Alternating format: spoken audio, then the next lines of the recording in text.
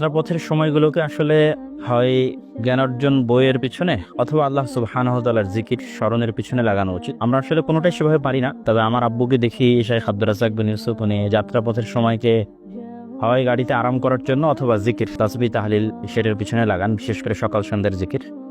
আর আমি চেষ্টা করি টুকটাক বই পড়তে, যদি মন ভালো থাকে সবসময় চেষ্টা করি গাড়িতে ওঠার সময় কোনো না কোনো একটা বই নিতে, আর মাঝে মধ্যে সেটা খুলে পড়ে দেখতে।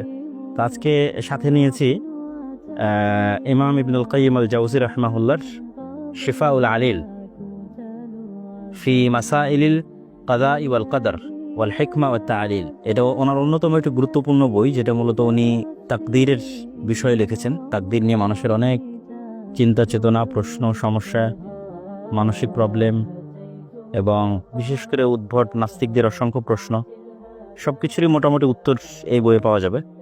কিছু প্রকাশনী আছে এক খণ্ডে প্রকাশ করেছে, কিছু দুই খণ্ডে প্রকাশ করেছে। তো সেটা আজকে টুকটাক আমরা পড়ার চেষ্টা করছি।